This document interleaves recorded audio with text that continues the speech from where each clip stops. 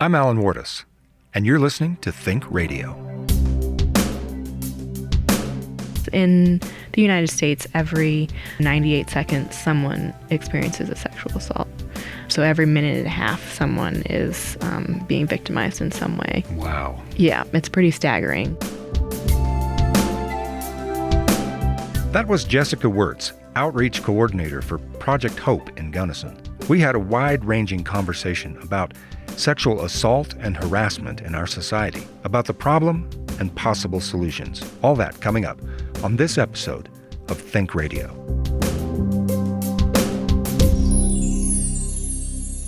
Think Radio is supported by the Gunnison Country Times, Gunnison's locally owned hometown newspaper, and by the Western State Colorado University Office of Academic Affairs. Think Radio is also supported by listeners like you. To find out how you can become a Think Radio patron, visit alanwardesmedia.com. That's ALANWARTES media.com. Jessica, thanks for joining us. Yeah, thank you for the invite. I'm excited. Well, the occasion of your appearance on Think Radio is that April is Sexual Assault Awareness Month. Mm-hmm.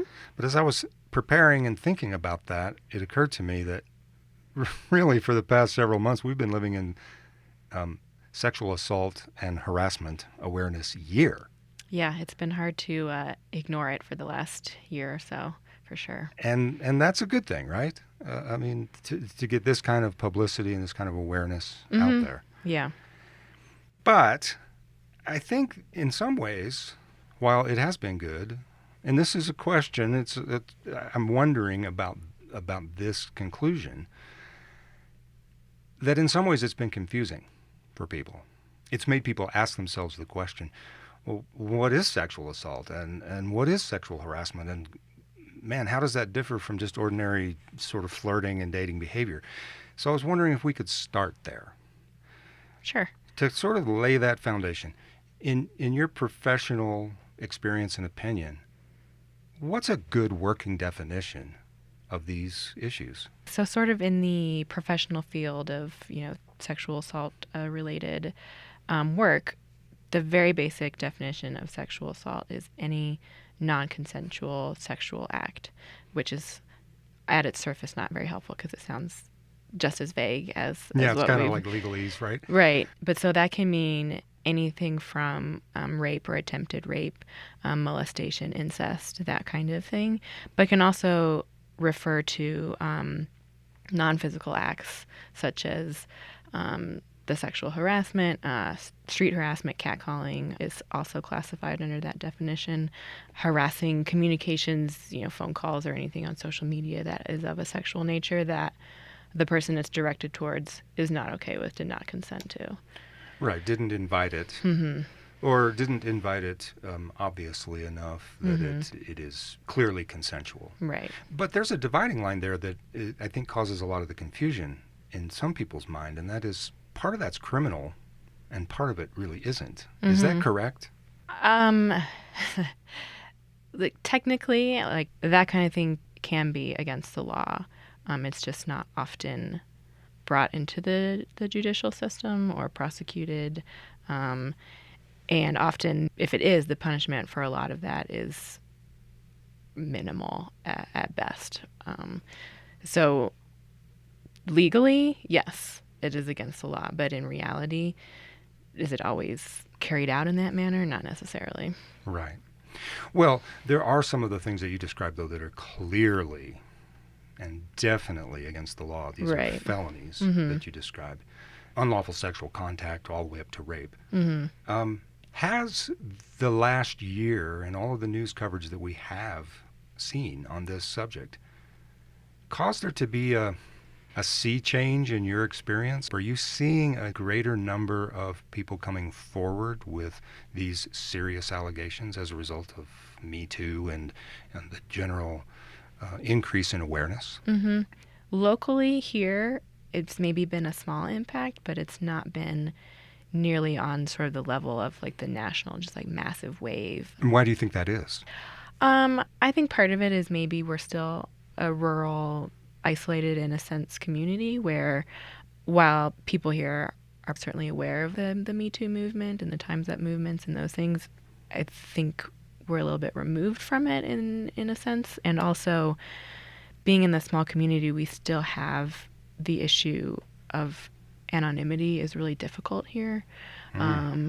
We are a totally confidential organization, so we do our part to protect our clients' identities if they want that to be protected. But still, if you speak out really loudly in the community, chances are somebody's going to know that was you and take offense. Yeah, and if the person or persons that you are speaking out against happen to be well known in the community or what have you, that can be really scary in such a small environment.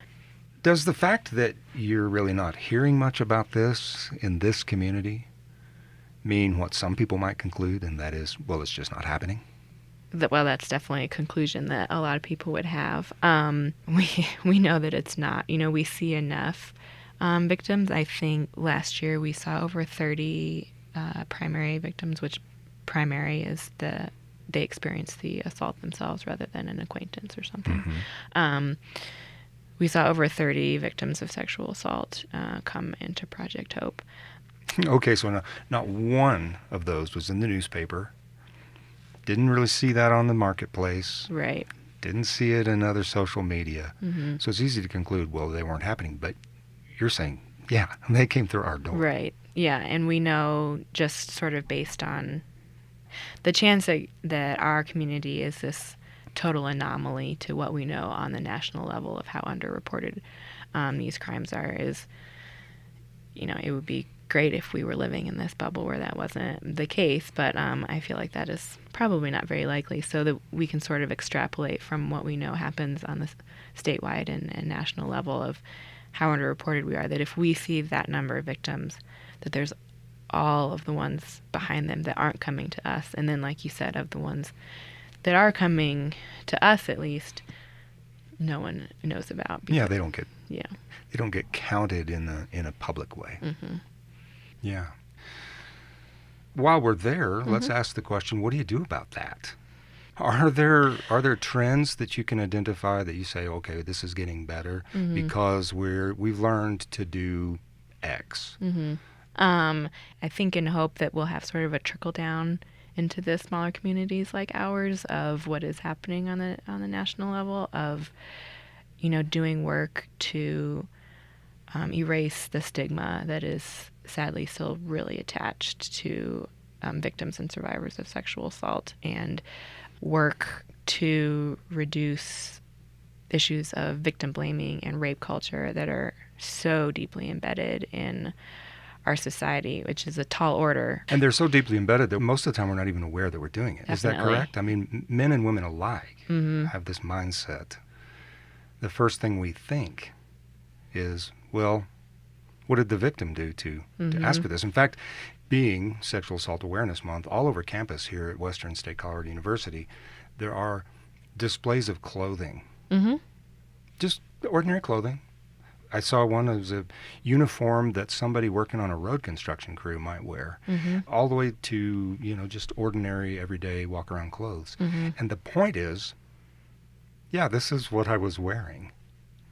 Why do I have to answer the question when I report an incident? Well, what were you wearing?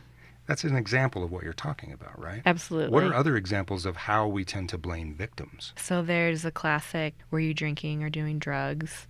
Why did you go somewhere alone? Why did you go somewhere at night? We're slowly starting to come around to acknowledging that sexual assault is possible between romantic partners. Spousal rape did not used to be acknowledged as a thing at all. So when it happens between people who are romantically involved, there's an assumption that's like, well, you're dating, you're married, you've had intimate relations before, you can't just suddenly be like, no, this time it wasn't okay. So that's another. So the idea that consent can be given forever. Right. It's not a case-by-case right. situation, and that's just not true. Right. Well, I'm very interested in this issue of victim blaming because it seems to me that if we don't get by that, that a lot of the other progress that we hope to make is really going to be much more difficult. And so What progress do you see being made on that front? Are there inroads that you can point to and say, yeah, we're getting a little better at this? Society as a whole is not quite as entrenched. Mm-hmm.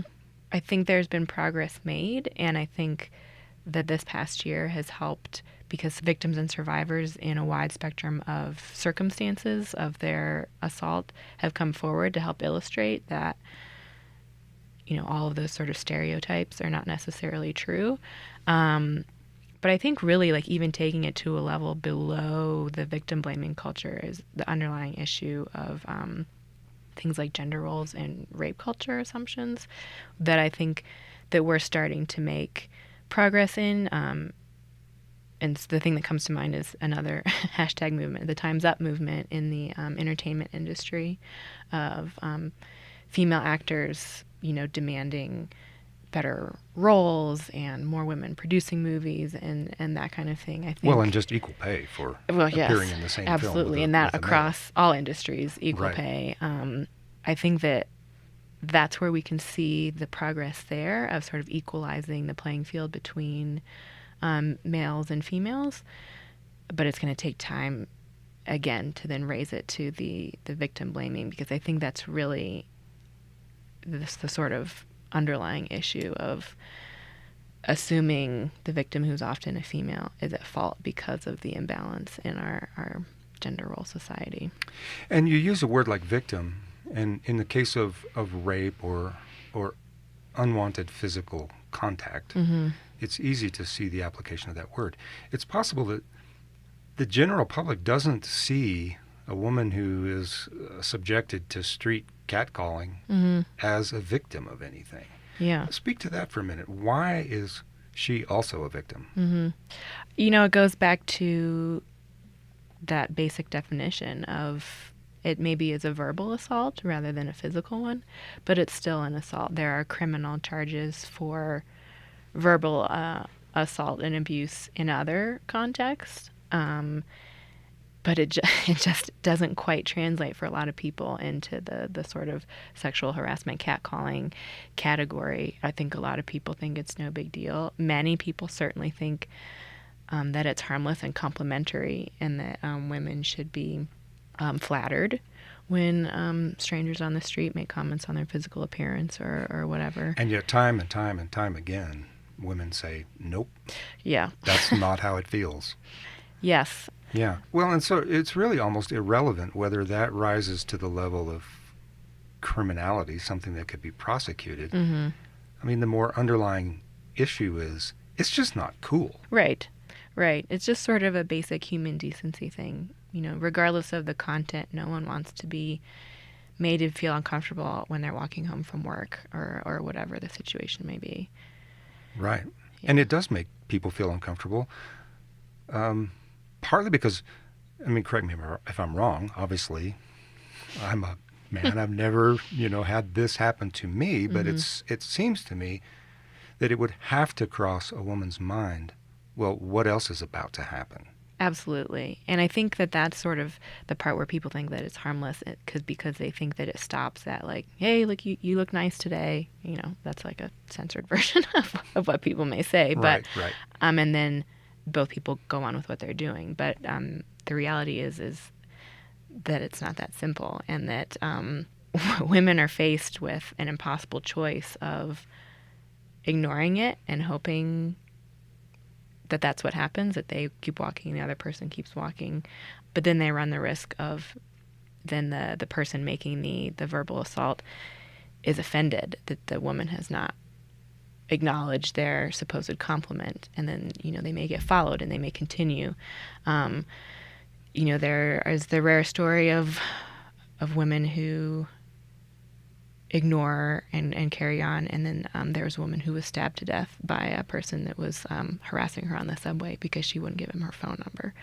So those are certainly not the most common thing that happens. That's a rare occasion, but right, but it does happen. Yeah. Which means it can happen, and it's got to enter your mind in that situation. Yeah. Well, the word that comes to my mind is that any unwanted attention like that has the potential to feel menacing. Absolutely. And that actually is a criminal definition. Yeah, it is. Well, we've talked about the sort of the high-level legalese definitions of sexual assault and sexual harassment. Let's talk a little bit more about the street version of that. Because I can imagine that there are people listening who are still saying to themselves, well, that's not what I do. Mm-hmm. Because we've been talking about criminality and menacing and that sort of thing. Mm-hmm. Let's bring that down to everyday practice. The kinds of things that people who do not think they have ever been guilty of sexual harassment in fact do and need to be aware of. Yeah. This is like a personal aside. When the Me Too movement was really coming out, I remember seeing someone, it was probably on Twitter or something, writing that it was interesting that almost every woman that they know had written, hashtag Me Too, or said that they knew someone, but like none of their male friends or whoever that they were pulling their sample from mentioned that they knew someone who had committed some form of sexual assault.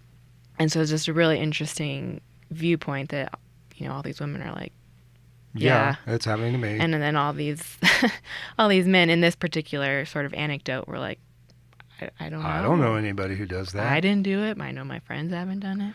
So it's like 3 guys out there doing all of this. Right. Yeah. And I think that also, both as from a society perspective and from an individual perspective, there's a stereotype of what someone who commits sexual assault looks like. And it's a stranger in the dark alley who, is threatening, has a weapon perhaps, and commits like sort of the violent physical crime. And so a lot of people are like, well, I've never done that. I don't look like that. I just go to work and, but we know that most sexual assaults are perpetrated by people who are known to the victim. And that's across the spectrum of all sexual assault. So you might think that when you're at work and you like put your hand on your coworker's back, male, female, either way, that is just being friendly. But if they're not comfortable with it, then that could be construed as sexual harassment. And here's the other issue there is the perception that matters is the person who is on the receiving end. Mm-hmm. It doesn't matter that you had no intention of that action being threatening or making someone feel uncomfortable. Mm-hmm. If they did, that's all you need to know. Right. And so if we're speaking to people who maybe unconsciously are contributing to this problem, how do you tell them to become conscious? What are the triggers that they can watch for, the sort of nonverbal communication that they can watch for that's happening that says, whoa, back off? Right. It can be really difficult to answer that question. And partly it's because often people who are on the receiving end are afraid to say anything, do anything, make anyone aware of it because, especially in the workplace, they're afraid for their job or that kind of thing. But, certainly if anyone says anything remotely, like in the realm of, I'd rather you not do that, or please don't do that, then I think that's a definite sign to like cut that off. But, But even that, some people would say, well, this is a game that we play. It's a cat and mouse. Right. You say, I'd rather you not do that. Some people interpret that as, please try harder. Oh, there's a definite no means yes mentality across the board. And so step number 1 is no means no, period. No. Yeah. But also, if someone closes off physically, they maybe like cross their arms or sort of withdraw internally, turn away, shift out from under a touch or something like that. Those should be taken seriously. They're not just like adjusting their posture. They could be trying to let you know that that's not something they're okay with.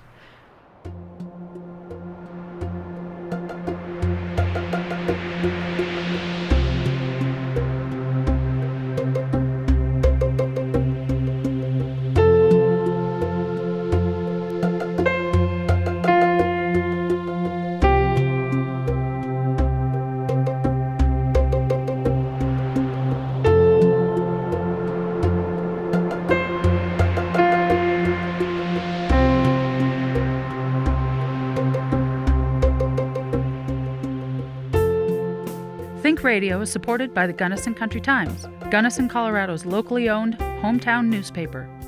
Think Radio is also supported by listeners like you. To find out how you can join the Think Radio community of patrons, visit alanwartismedia.com.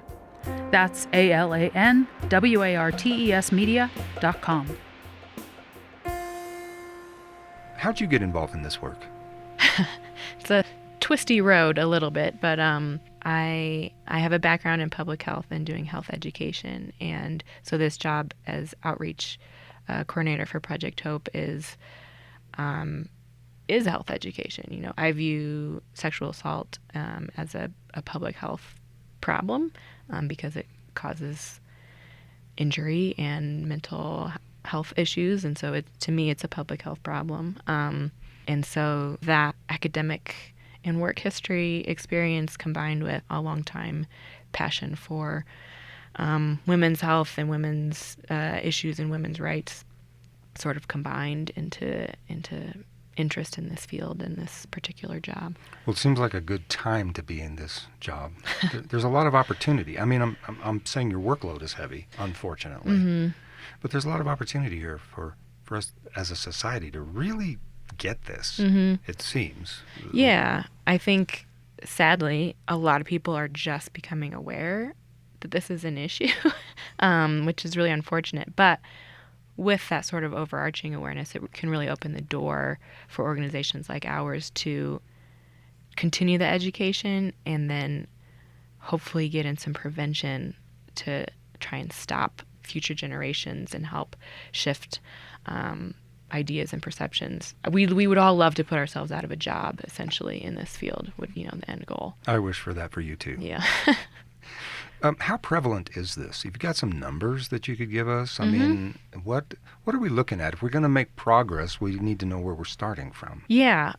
So sort of a general idea of how frequent this is. And so that works out to about 1 in 6 women in the country will be a victim of a rape or attempted rape.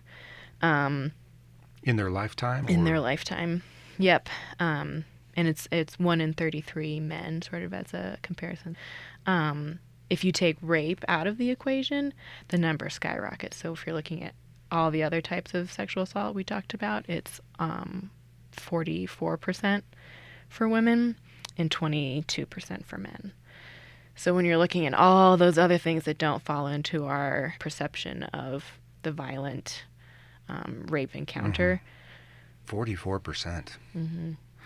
Wow, but the number that's equally surprising to me is over 20% of men in their lifetime are going to be a victim of something like that also. Mm-hmm.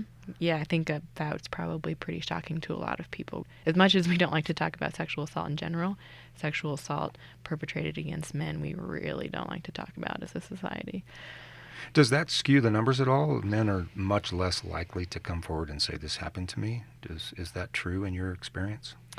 Yeah, so across the board, we know that sexual assault and rape is one of the most underreported crimes out of all the crimes you can choose from.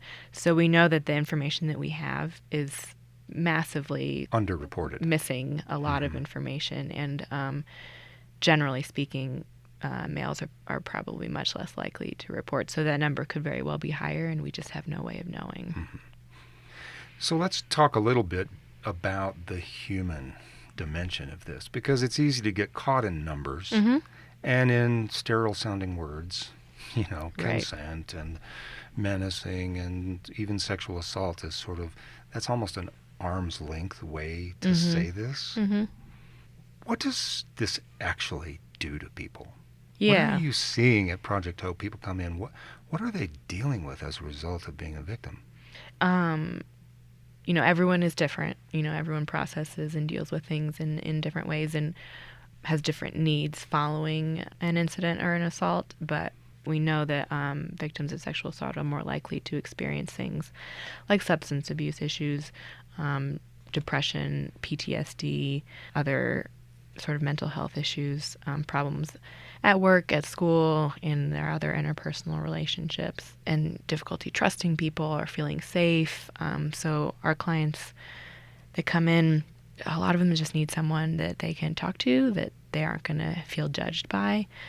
And, we can help them get counseling and that kind of thing. But it has the double issue of being a victim as compared to any other crime of so often people feel like they can't talk about it and get sort of the kind of empathetic and sympathetic responses that you would hope for from family and friends.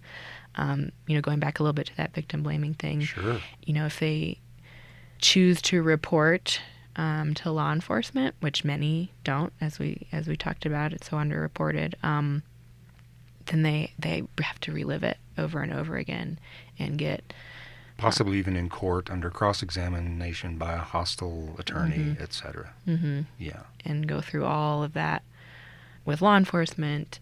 For students here, if they report to the college, then they go through the Title IX process, and it's a lot, and it's extremely draining. And if you choose to go to court, it can take years from like the initial report to sort of a resolution. And so then you're sitting in this horrible limbo for 2 years of your life.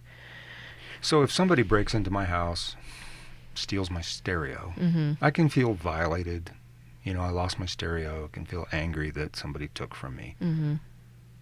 But it's not likely to result in this cascade of mental health issues and an inability to feel safe ever again. So this is a catastrophic occurrence for people. What resources are available to help people navigate this? It happened. They've had the courage to come forward and say, this happened to me. Now what? Yeah, Project Hope, I think, is a really good starting place and a central hub for a lot of the resources that are available. So first of all, we're free and confidential, so you don't have to worry about paying for anything or anything like that. So you can come into Project Hope when we have advocates who can help clients work through things like safety planning, and then we can point them to the other resources. We have several counselors that are specially trained in this kind of trauma that we can send our clients to, and they often can go to several sessions at no charge to themselves, which they would not be able to do if they went directly to a counselor. The Center for Mental Health is also a great resource. Unfortunately, experiencing this kind of thing can lead to suicide ideation and attempts and whatnot, and we're not equipped to deal with that ourselves. So their hotline for that is definitely a resource for those folks. But you would get them there. You would absolutely notice that happening. Yeah, and we do have a 24/7 crisis line that if someone calls and says, I feel like hurting myself or something, they can reach us 24/7, and then we can direct them to the mental health professionals for that. We're fortunate we have some wonderful other advocates. There's one for all the law enforcement agencies. Her name is Kathleen Felix, and she can help if someone does choose to go that route of reporting to law enforcement. We would carry on helping our client, but she can also help them and know more about the law enforcement process. There's also a similar person that works for the DA. Heather Delavolpe is her name. And so she can help navigate the court-specific process for someone. Law enforcement and the justice system, those would have to be absolutely overwhelming labyrinths to somebody who absolutely had become a victim of this. So resources like that must be amazing. And knowing that those are there would be a big help. All right, well, we're here to talk about awareness. So my next pair of questions, I want to split them up, and we'll start with this. What are the top 1 or 2 or 3 things that you would want women to be most aware of around the subject of sexual assault?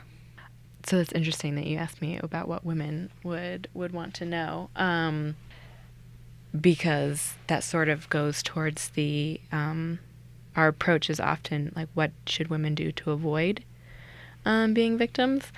And that's not really the direction that we like to take. There's what can you do to avoid assaulting someone, is sort of more the direction that we like to take. But knowing, however, that the vast majority of victims of sexual assault are women, I would more just want them to know that if that happens to them, that they're not alone, and that there are resources, and that they should be believed. That they're not crazy? Right. That they have a right to feel the way, however that they feel about it, and to be heard if they choose to raise their voice about it. Well, I love that response, and I love that we're staying away from, here are the top 3 ways to make sure that you're not in a position where you can be assaulted. Because basically that means locking yourself in a closet somewhere. Right. And it doesn't get to the root of the problem. The second half of the question, of course, is what do you want men to be aware of around the issue of sexual assault? I think at the base, to be aware that it is happening everywhere, and that it's, a lot of people try to get men's attention by asking, what if it was your daughter, your mother, your sister, your own wife, or that kind of thing. But women are individual beings that have rights that aren't just because they're attached to a man. So it doesn't, I like, there's a subtle bit of prejudice there, isn't there? Right, yeah. So those are all relationships relative to a man, rather than this is a human. Right. There's the saying that women's rights are human rights, and just knowing that it's happening all around you, and it may be something that you're doing that you're not aware of, and so just flipping that knowledge to, I should try to be aware of this. And you're not gonna see everything and know everything all the time, but just try to be aware and ask women in your life, whether you know or not, if they've experienced some kind of sexual assault. Listen to their story. Yeah. What can I do?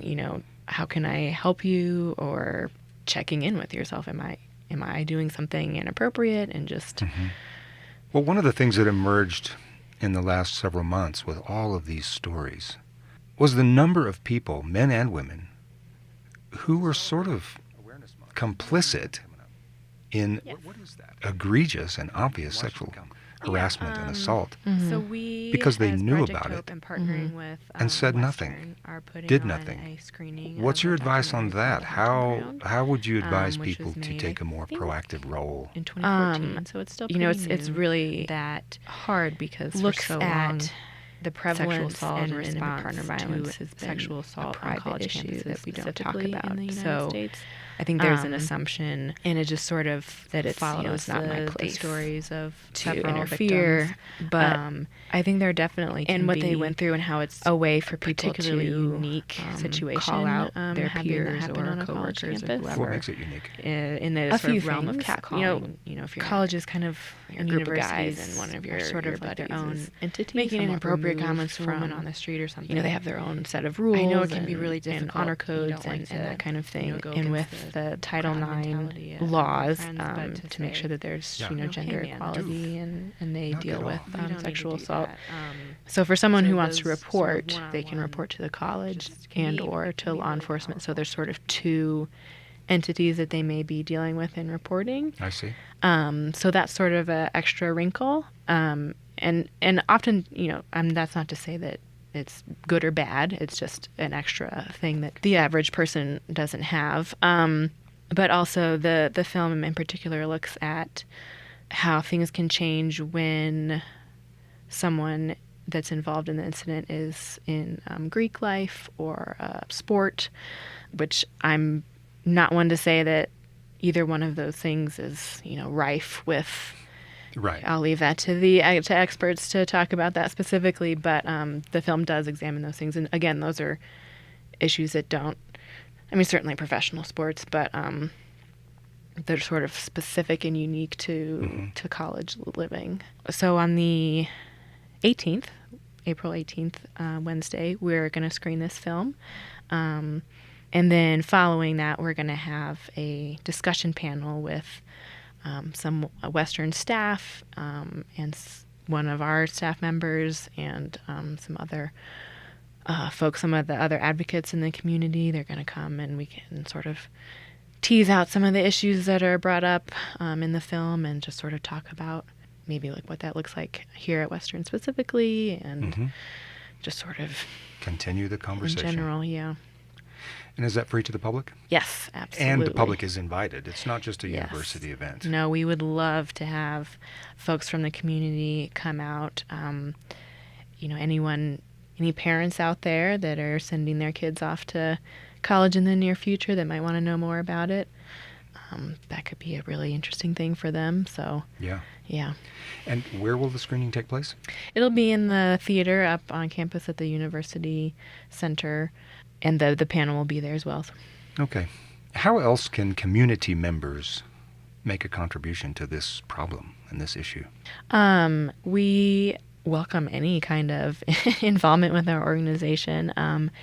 If folks are moved to volunteer, we have lots of volunteers from the college and from the community who want to help out. Donations, monetary or goods-wise, we take other types of donations are always wonderful.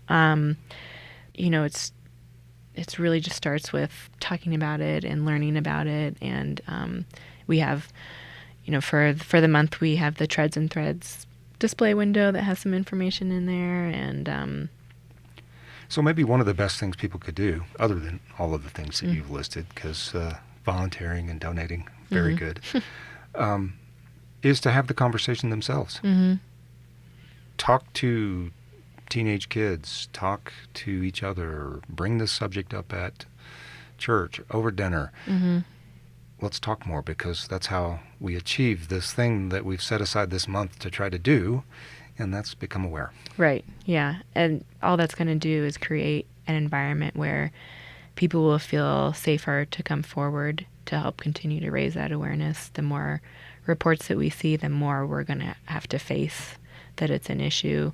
And also, again, hopefully hit on that prevention. If you've got middle school, high school age kids and you start conversations about consent and gender roles, and so you don't have to get right into the real nitty-gritty of violent assault with your kids, but starting those conversations that are sort of at the root of the issue can maybe help avert a problem in the future.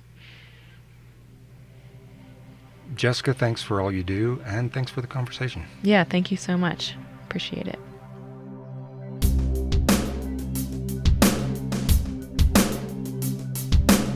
ThinkRadio is supported by the Gunnison Country Times, Gunnison, Colorado's locally owned hometown newspaper. ThinkRadio is a production of Alan Wardis Media. The show's executive producer is Issa Forrest. Associate producer, Kat Seibert. Original music by Issa Forrest. New episodes are available for download every Monday morning on iTunes and at alanwardismedia.com. Thanks for joining us for another episode of Think Radio.